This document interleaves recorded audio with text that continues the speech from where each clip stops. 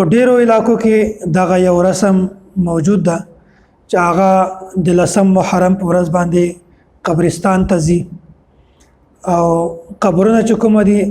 هغه د نوې سر نه تازه کوي جوړوي او داسې هغه باندې شمع دا بلوي ګربتۍ بلوي د خوشبويي والا یا بل د رڼا والا او داسې هغه باندې میټایانې تقسیموي دال واچوي چې دا مرغۍ څه وخوري نو په دې خاص ورځ باندې دا کارونه کول د خاص ورځ سره دا کارونه مخصوص کول او دغه مقصودی غنل ضروری غنل دا بدعت دا خلق په پرک کال کې قبرستان ته نه ځي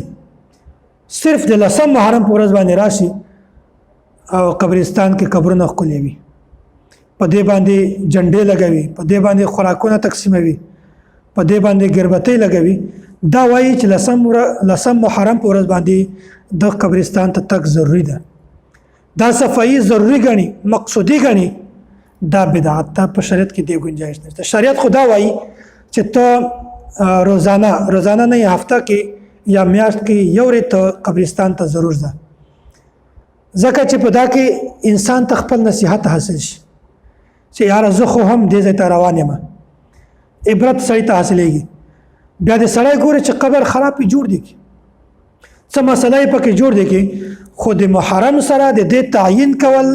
مقصودی ګڼل ضروري ګڼل د بدعت او بعضې خلک څه کوي په دې ورځ باندې ورشي او قبرو باندې چې کوم واښه دي یا کومې داسې ونې دي واړه واړه بوټي دا هم کټ کوي ګوره چې کوم لار کې وي تګ راتګ لپاره مسله وي هغه کټ کولی شي خو چې کوم قبرو باندې وي دا ولې کټ کوي دا خو د الله تعالی عبادت کوي د دې نه خو قبر والته سکون ملاویږي راحت ملاویږي دی دا هم کټ کوي چې مونږ قبر والته سکون هم نشي ملاوي دومره ظالم خلک دي نو دا خلق چې کوم دي دا داسې بدعات او داسې خرافاتو کې او داسې رسم او رواج کې مبتلا دي او په دې ورځ باندې خزې ډېرې زیاته قبرستان ته ځي هغه په رسمو او په رواجو کې او داسې بدعاتو کې مبتلا دي او د زړه مرادونه دا د قبر والته بیانوي دا غنه غواړي شرک کوي نو داسې فتنې چې کله وي داسې خلکو باندې رسول الله صلی الله علیه وسلم لعنت ویلی ده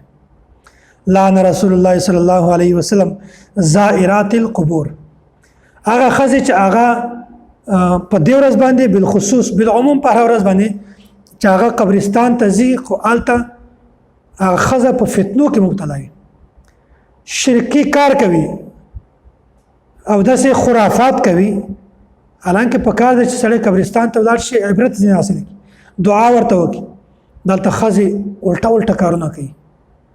بهرحال زه تفصیل سره نه درته وایم هر انسان په دې باندې پوهېږي نو داسې ښځه چې هغه فتنو کې مبتلا وي نو دې باندې رسول الله صلی الله علیه وسلم لعنت ویلی ده نمبر 2 والمتخذین علیها المساجد او کوم خلک چې دغه قبرونه دا سجدهګاه جوړ کړي دې ته سجدې لګوي شرک کوي داسې خلکو باندې هم الله تعالی رسول الله صلی الله علیه وسلم لعنت ویلی ده او درم والسرج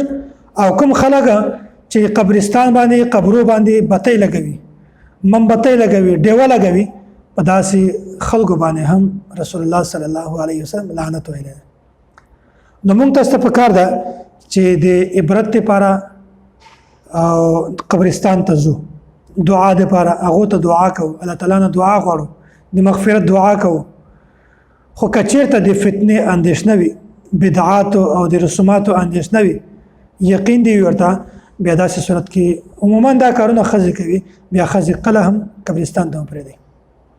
نو دا خبره په ذهن کې نه وي چې قبرستان ته مطلقاً تګ ناجایز نه ده خو یوه ورځ مقررول د یوې ورځې سره تګ خاص ګڼل صفایي په کال کې یوې ورځې سره خاص ګڼل مقصودي ګڼل لازمي ګڼل دا بدعت الله تعالی دې موږ تاسو ټولو د داسې بدعاتو نه په حفاظت کې